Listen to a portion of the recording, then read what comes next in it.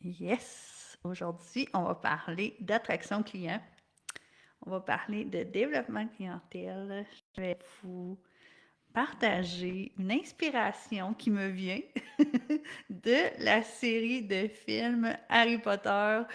Bienvenue dans cette capsule cash flow dans la société secrète élite. À travers cette capsule-là, je me fais le bonheur de vous partager énormément de conseils très, très concrets pour vous aider à augmenter vos résultats en entreprise. Donc voilà, c'est parti. Aujourd'hui, j'ai envie de vous parler d'un phénomène qui va se reproduire plusieurs fois dans les entreprises. D'ailleurs, je le vis très, très souvent avec mes clients. Lorsqu'on a une spécialité, une expertise, on dirait qu'on va toujours avoir le réflexe de d'avoir une communication qui est plus élaborée euh, dans notre jargon, dans notre langage à nous. Puis souvent, ce que ça va faire, ou peu importe la façon qu'on va annoncer nos choses, ce que ça va faire souvent, c'est que ça va amener de la clientèle qui est déjà expérimentée en lien avec notre domaine. Là, vous allez me dire, c'est quoi le problème?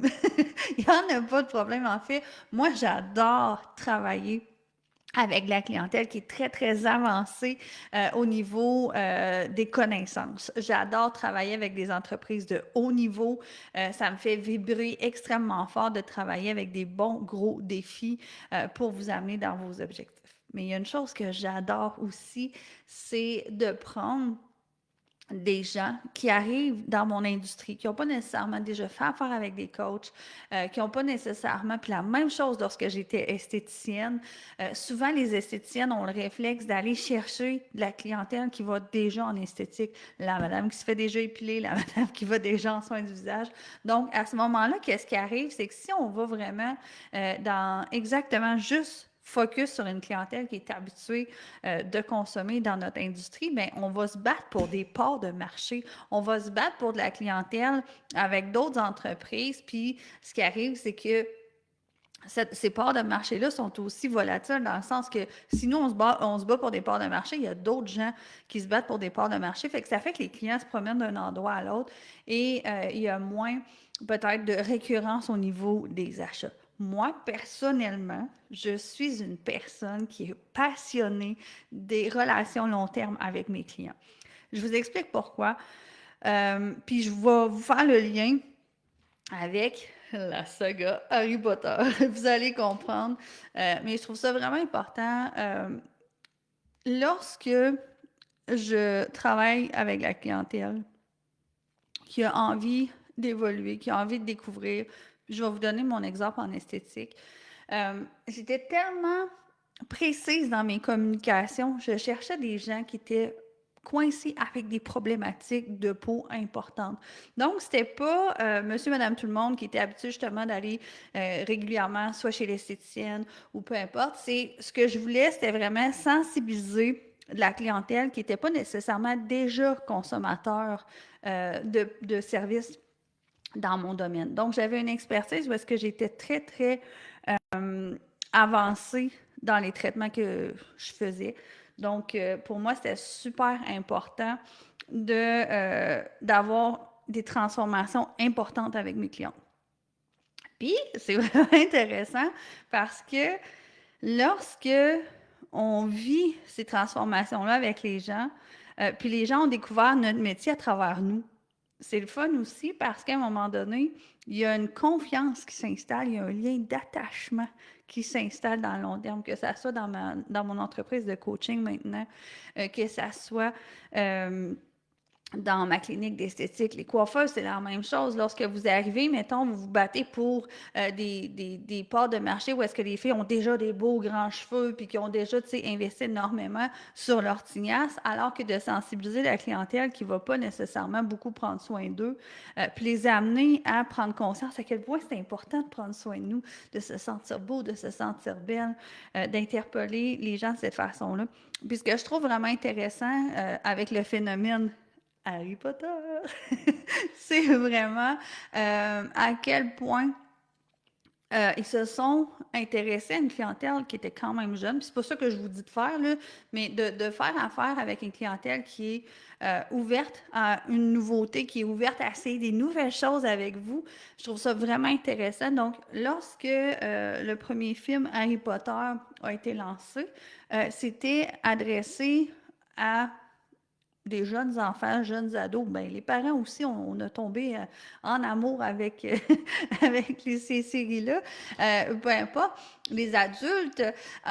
Puis, je m'incluais dans parents, mais je suis juste parent d'un chien, ça compte-tu? Je veux dire, les adultes, on a tombé en amour aussi avec la série Harry Potter.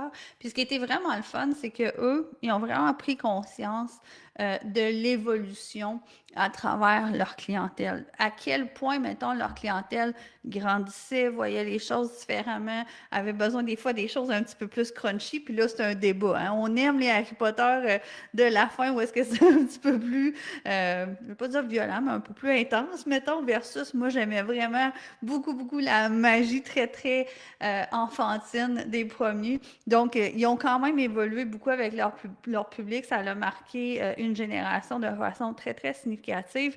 Ça s'est passé sur une bonne période de 10 ans. Si je ne me trompe pas, ils ont eu 8 films, qui est quand même important. Puis eux, ils savaient qu'à chaque fois qu'ils allaient produire un nouveau film, il allait avoir une grosse partie de leur clientèle qui allait être renouvelée. Fait que c'est super, super important de comprendre à quel point de vouloir bâtir des relations à long terme avec nos clients aussi, c'est important. Fait que de créer des vraies transformations qui vont faire que les gens vont vous allez être significatif dans la vie des gens. Les gens vont faire, ben oui, quand je vais là, j'en ai pour mon argent. Je suis heureux parce que ça m'aide à me sentir plus belle, à me sentir plus beau. Ça m'aide à évoluer émotionnellement. Peu importe. Des fois aussi, je remarque souvent dans le domaine un peu plus tous les gens qui travaillent en relation d'aide avec soit les énergies ou on va parler beaucoup des métiers dans ces domaines-là. Je trouve ça super intéressant de découvrir qu'est-ce qu'ils font, mais souvent, mettons, on va voir que ces gens-là sont tellement avancés dans leur domaine qu'ils ont de la misère à vulgariser pour que leurs clients comprennent réellement de quoi il s'agit. À un moment donné, je parlais de ça avec un de mes clients, puis je disais, tu sais, à quel point toutes les gens qui vont travailler dans le domaine du yoga, dans le domaine des énergies, vous parlez de chakras entre vous autres, vous comprenez, tout va bien. Mais toutes les gens, là, pas toutes, mais il y a beaucoup de gens qui auraient besoin de vos services, qui ne comprennent pas nécessairement c'est quoi ce jargon-là. C'est votre jargon de métier à vous, mais du commun des mortels, c'est pas nécessairement quelque chose qu'on est habitué de parler de nos chakras et tout ça. Fait que des fois, vous sous-estimez à quel point les gens ont envie de découvrir la base de ce que vous faites. Puis ce que je trouve intéressant, c'est que ça ne veut pas dire que, tu sais, moi, j'adore, en tant que coach, là, j'adore les grosses problématiques d'entreprise. J'adore me creuser la tête, me gratter la tête. D'ailleurs, la semaine passée, j'ai eu des coachings avec certains de mes clients.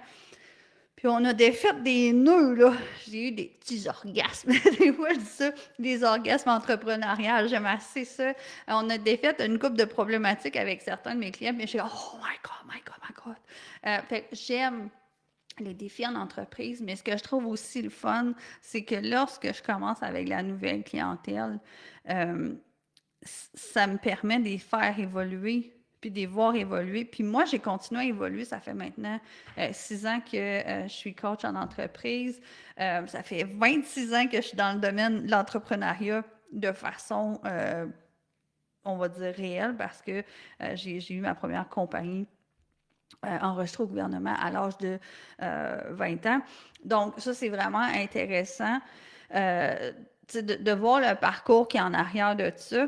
Souvent, je dis ça parce que j'étais entrepreneur même quand j'étais petite. Là, j'avais tout un projet pour faire un magasin de bonbons chez nous. À un moment donné, je voulais faire une bibliothèque. J'avais tout le temps, je vendais des popsicles, je faisais plein. J'avais tout le temps des petits commerces que je faisais rouler. Je trouvais ça vraiment. J'étais la fille qui avait le stand de limonade dans ma rue.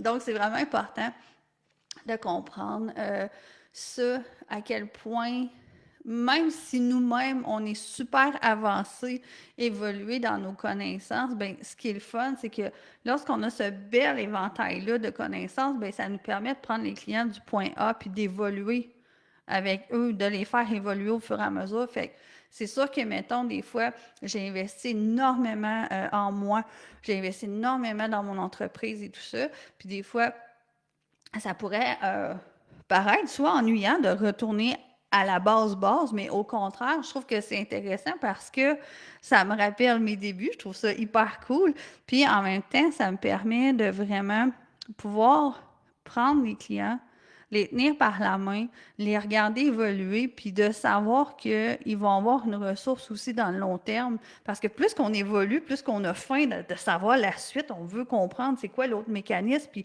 là, je suis rendue là, j'ai augmenté mon chiffre d'affaires de temps. Mais là, il me semble que j'aurais le goût. Je sais que c'est possible maintenant. Puis là, je l'ai vécu dernièrement, je vais vous raconter de quoi après. Mais tu sais, on dirait que plus qu'on évolue, on se rend compte que l'impossible devient possible. Puis plus que l'impossible devient possible, plus qu'on a le goût de créer. Fait que moi, ça me fait vraiment plaisir de pouvoir accompagner mes clients à divers niveaux de leurs besoins. Fait que c'est ça que j'avais envie de vous dire. Ne négligez pas la clientèle qui a besoin de vous puis qui est débutant dans le fait de prendre vos services. Euh, Faites attention au vocabulaire. Vous pouvez des fois faire des recherches, comme ça, j'en ai déjà parlé aussi, là, le champ lexical sur... vous pouvez faire une recherche sur les mots qui sont reliés à votre industrie pour les vulgariser aussi. Trouver les mots pour vulgariser, pour être capable de s'adresser à une clientèle qui vous découvre. Parce que c'est pas nécessairement le même vocabulaire que si, mettons, vous êtes professeur de yoga avancé, puis vous donnez des cours de yoga à des professeurs de yoga qui ont 20 ans d'expérience, bien, ça ne sera pas nécessairement la même cible que si vous parlez à des gens qui débutent le yoga à leur première séance. On est dans deux univers complètement différents, mais ce qui est le fun entre les deux, c'est que votre client qui va débuter le yoga du début, il y a de fortes chances qu'il y ait un certain pourcentage. Si vous êtes un bon enseignant puis que vous enseignez avec passion, bien, il y a de fortes chances que les clients que vous allez avoir du début, qui vont commencer du début, vont être intéressés à vivre diverses expériences avec vous. C'est ça que j'avais envie de vous apporter. Tu sais, souvent, on va vous dire, concentrez-vous sur une cible de clients qui est plus avancée ou, tu sais, on va vous suggérer, mettons, diverses choses comme ça. Mais moi, ce que je trouve vraiment intéressant, c'est que moi, mettons, d'avoir vraiment un inventaire de connaissances en puissance pour enseigner à mes clients, ça me permet en même temps d'être capable de les accompagner à divers niveaux de leur carrière. Donc, voilà, c'est ce que j'avais envie de vous parler aujourd'hui à la sauce Harry Potter, de vous dire, ben, c'est vraiment le fun parce que si vous êtes sensible à votre clientèle actuelle, puis vous êtes en mesure de créer quelque chose, tu sais, tantôt, je parlais exemple du domaine esthétique, mais c'est sûr que si on a une jeune femme qui commence à venir nous voir parce qu'elle a des imperfections au niveau de sa peau, ben, puis qu'on a vraiment, on bâtit une belle relation de confiance avec elle, ben, c'est cette même personne-là qui, quelques années plus tard, va vouloir commencer à prévenir les rides, va vouloir s'adresser à vous lorsqu'elle va avoir des petites taches pigmentaires qui vont apparaître, peu importe. Fait que sous-estimez jamais ce que vous bâtissez avec des clients, j'ai envie de dire, qui sont néophytes dans votre domaine, qui ne sont pas nécessairement habitués. Puis je trouve que c'est souvent une clientèle qu'on sous-estime.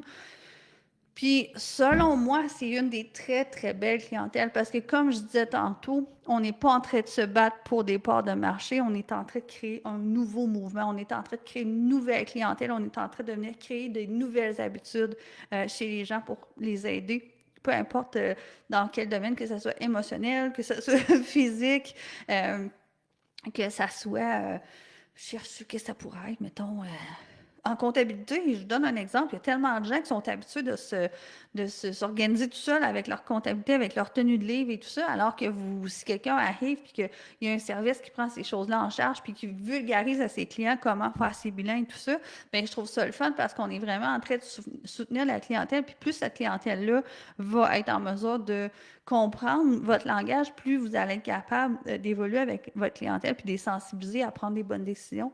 Fait que peu importe votre domaine, je trouve que c'est vraiment important de ne jamais négliger les clients qui n'ont pas nécessairement déjà consommé dans votre industrie. Fait que c'était un segment aujourd'hui dans ma chronique Cash Flow, où est-ce que je vous donne des trucs concrets pour faire grandir votre entreprise. By the way, j'ai hâte de voir qu'est-ce que ça va faire, mais ce petit décor-là, il était ultra temporaire. Vous savez, moi et Mathieu, on vient de déménager dans notre nouvelle maison.